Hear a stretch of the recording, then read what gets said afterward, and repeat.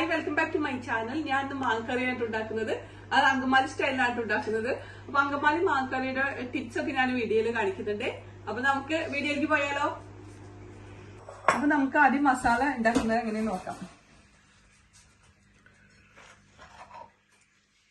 ഇത് 3 സവാള അരിഞ്ഞെടുത്താണ്. ഒരു 20 ചുവന്നുള്ളി അരിഞ്ഞെടുത്തിട്ടുണ്ട്.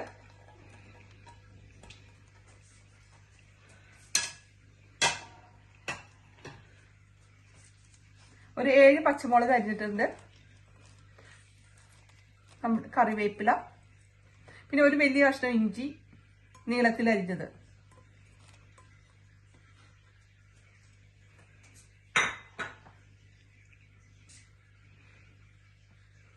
മൂന്ന് ടീസ്പൂണ് മഞ്ഞൾപ്പൊടി ഞാൻ ഇടുന്നുണ്ട്.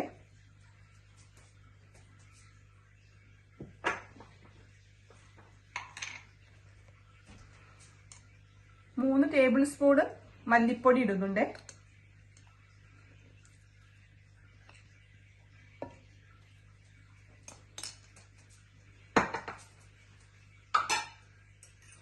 മുളക് പൊടി, എരിവുള്ള മുളക് പൊടിയാണ് ഉപയോഗിക്കുന്നത്. അത് 2 ടീസ്പൂണാണ് ഇടുന്നത് കേട്ടോ.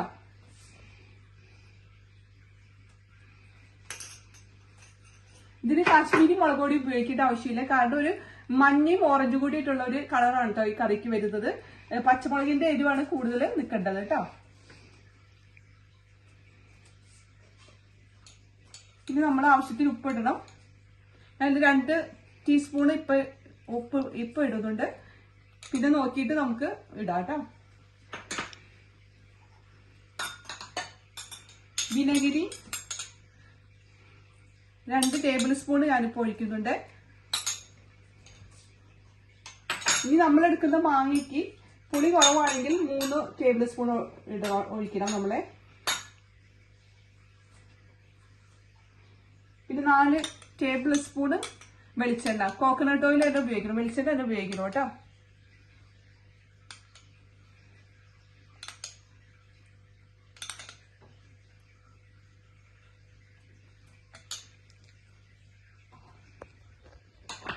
നമ്മൾ ഏറ്റവും ആദ്യം മാങ്ങയ്ക്ക് കട്ട് ചെയ്ത് ചെറിയ പീസാക്കുന്നതിന് മുമ്പ് ഇത് തിരുമ്മി വെക്കട്ടെ. ഇത് തിരുമ്മി കുറച്ച് നേരം ഇങ്ങനെ വെക്കണം. അരമണിക്കൂറെങ്കിലും വെക്കണം. അതായിരിക്കും കൂടുതൽ ടേസ്റ്റ് കേട്ടോ. നന്നായിട്ട് ഇങ്ങനെ ഉടച്ച് തിരുമ്പണം. ഇതിപ്പോ ഞാനൊരു 5 മിനിറ്റ് നേരം ഇങ്ങനെ ഉടച്ചിട്ടുണ്ട് കേട്ടോ. ഇതെല്ലാം കൂട്ടിയിട്ട് ചേർത്ത് ഇങ്ങനെ ശരിക്കും ഉടച്ചിട്ടുണ്ട്. ഉടച്ച് ഇങ്ങനെ തിരുമ്മിയെടുത്തേക്കാണ്. വെറുതെ തിരുമ്മിയല്ല, ഉടച്ച് തിരുമ്മിയിട്ടുണ്ട്. ഇനി നമുക്കത് അരമണിക്കൂർ നേരം ഇങ്ങനെ മൂടി വെക്കാം. ഇതിവിടെ ഇരുന്ന് നമുക്ക് മാങ്ങ തൊണ്ടെത്തി കഷ്ണങ്ങളാക്കി വെള്ളത്തിൽ ഇട്ട് വയ്ക്കണം. പുളി നോക്കണം കേട്ടോ. പുളിയുള്ള മാങ്ങയാണെങ്കിൽ കുറച്ച് ഉപ്പ് കൂടി ഇട്ട് നമ്മളൊരു കുറഞ്ഞ 10 മിനിറ്റെങ്കിലും വയ്ക്കണം കേട്ടോ. ഇപ്പൊ നമ്മുടെ ഇത് അരമണിക്കൂർ ആയിട്ടുണ്ട് കേട്ടോ. നമ്മളെല്ലാം മസാലയൊക്കെ ചേർത്ത് ഇത് വെച്ചിട്ട് ഇപ്പൊ അരമണിക്കൂർ ആയിട്ടുണ്ട്. നമുക്ക് തുറക്കാം.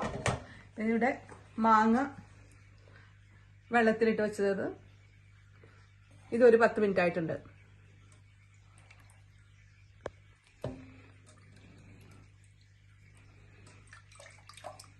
ഇത് നമ്മൾ മൊത്തം ഇതിലേക്ക് ഇടാണ് കേട്ടോ.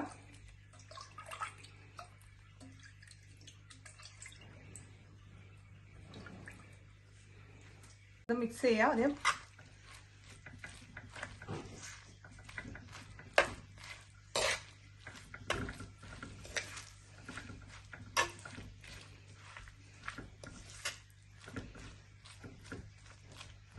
ഇതിലേക്ക് നമ്മൾ 3 ഗ്ലാസ്, അതായത് 600 ml രണ്ടാം പാലാണ് കേട്ടോ ഒഴിക്കുന്നത്.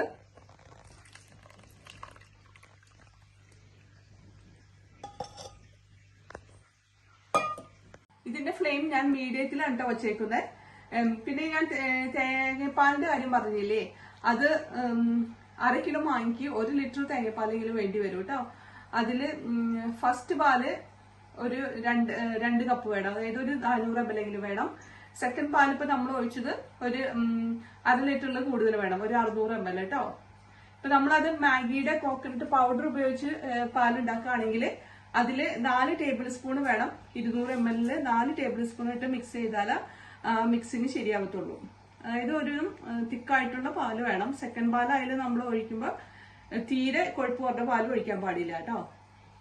ഫസ്റ്റ് പാൽ ഉണ്ടാക്കുന്നതിന് കോക്കനട്ട് മാഗിയുടെ കോക്കനട്ട് പൗഡറാണ് നമ്മൾ ഉപയോഗിക്കുന്നതെങ്കിൽ 6 ടേബിൾ സ്പൂണ് കോക്കനട്ട് പൗഡറും 200 ml മിക്സ് ചെയ്യണം. പിന്നെ നമ്മൾ അല്ലാതെ ടിന്നാണെങ്കിൽ ടിന്നിൽ വരുന്നുണ്ടായാലും നമ്മൾ കോക്കനട്ട് എക്സ്ട്രാക്റ്റിന്റെ അളവ് നോക്കണം കേട്ടോ. ചില കോക്കനട്ട് മിൽക്കൊക്കെ 20% ആയിട്ടൊക്കെ വരുന്നുണ്ട്. അത് വാങ്ങിച്ച് നമ്മൾ ഉപയോഗിച്ചാൽ ഈ മാങ്ങക്കറിക്ക് വലിയ ടേസ്റ്റ് ഉണ്ടാവില്ല. അത് 56 അല്ലെങ്കിൽ 50 എബോവ് 50 ആയിരിക്കും കേട്ടോ അത്. അപ്പൊ അല്ലെങ്കിൽ നമ്മള് തേങ്ങ വാങ്ങിക്കുകയാണെങ്കിൽ അതിന്റെ മിൽക്ക് നല്ല കൊഴുപ്പുള്ള പാലായിരിക്കണം, അല്ലെങ്കിൽ അത്ര ടേസ്റ്റ് കിട്ടില്ല കേട്ടോ. അപ്പൊ അങ്ങനെ വരാണെങ്കിൽ വെള്ളം കുറച്ച് ഉപയോഗിച്ച് തേങ്ങ പിഴിഞ്ഞെടുക്കാം. അപ്പൊ ഇതൊക്കെയാണ് ഇതിന്റെ ടിപ്പുകള്. ശരിക്കും നമ്മൾ തുറന്നിട്ടൊന്ന് ഇളക്കി കൊടുക്കണേ. അപ്പൊ ആ സമയത്ത് നമ്മൾ ഉപ്പൊന്ന് നോക്കണം. ഉപ്പ് കുറവുണ്ടെങ്കിൽ ആ സമയത്ത് നമ്മൾ ഉപ്പ് ഇടണം. ഇപ്പൊ ഇത്തിരി കുറവാണേ. ഞാനിതിലൊരു 2 ടീസ്പൂണും കൂടി ഇടുന്നുണ്ട്. ടീസ്പൂണാണ് കേട്ടോ.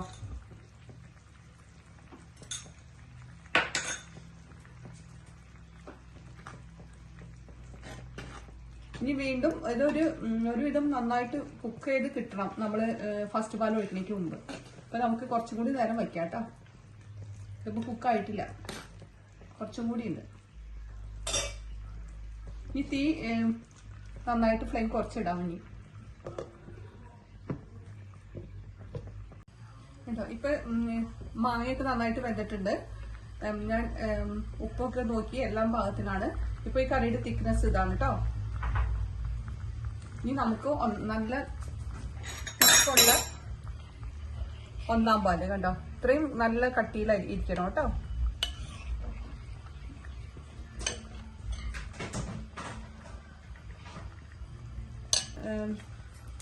Flame off ആക്കാനേ.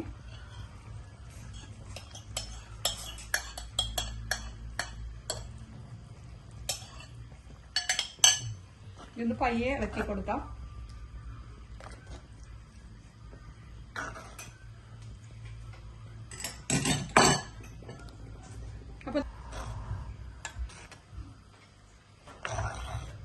കാരണം ഈ മൺചട്ടിയിൽ ഉണ്ടാക്കുമ്പോഴേ മൺചട്ടിക്ക് തന്നെ കുറച്ച് ചൂടുണ്ടാവും. ആ ചൂട് മതിയിട്ട് നല്ല ചൂടായിരിക്കും.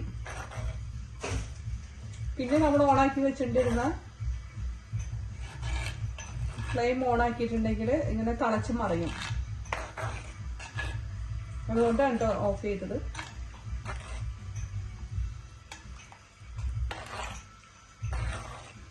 ഇനി നമുക്കിതിലേക്ക് താളിച്ചൊഴിക്കണം.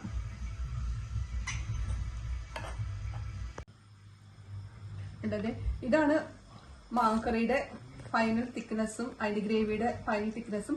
ഈ സമയത്തൊക്കെ നല്ല മണം ഉണ്ടാ നമുക്ക് കിട്ടുന്നത്.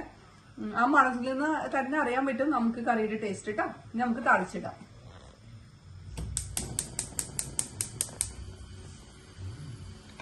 വെളിച്ചെണ്ണയിൽ തന്നെ കോക്കനട്ട് ഓയിലിൽ തന്നെ താളിച്ചെടുക്കണം കേട്ടോ.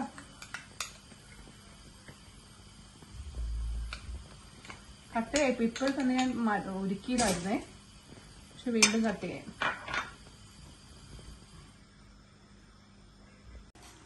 ഇപ്പൊ വെളിച്ചെണ്ണയും കറിവേപ്പിലയൊക്കെ നന്നായിട്ട് തിളച്ച് വരുന്നുണ്ട്. നമുക്ക് വറ്റൽമുളക് ഇടാം.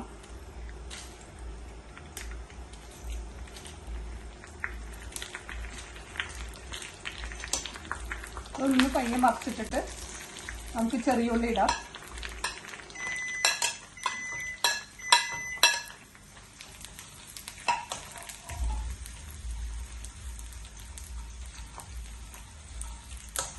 ചെറിയ ഒരു ബ്രൗൺ കളറായിട്ട് വന്നിട്ടുണ്ട്, ഗോൾഡിഷ് കളറായിട്ട് വന്നിട്ടുണ്ട്.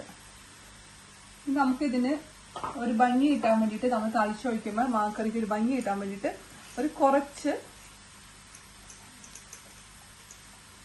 ഒരു കാൽ ടീസ്പൂൺ ഉള്ളൂ ഇത്തിരി മുളക് പൊടി. ഇപ്പം കറി ഇവിടെ റെഡി ആയിട്ടുണ്ട് കേട്ടോ. അങ്കമാലി മാങ്ങക്കറി ഇവിടെ റെഡി ആയിട്ടുണ്ട്. നമുക്ക് ഇത്തിരി എടുത്ത് ടേസ്റ്റ് ചെയ്ത് നോക്കിയാലോ. ഇത് ശരിക്കും ഒരു ദിവസം കഴിഞ്ഞിട്ട് ഉപയോഗിക്കണം, അപ്പോഴാണ് അതിന്റെ ഫുൾ ടേസ്റ്റ് അങ്ങോട്ട് വരത്തുള്ളൂ കേട്ടോ.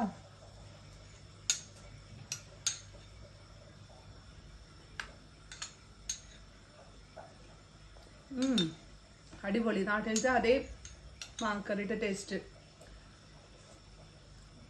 ഇത് നാളേക്ക് ഇതിലും കൂടി നല്ല ടേസ്റ്റ് ആയിരിക്കും കേട്ടോ. അപ്പൊ thank you for watching the video.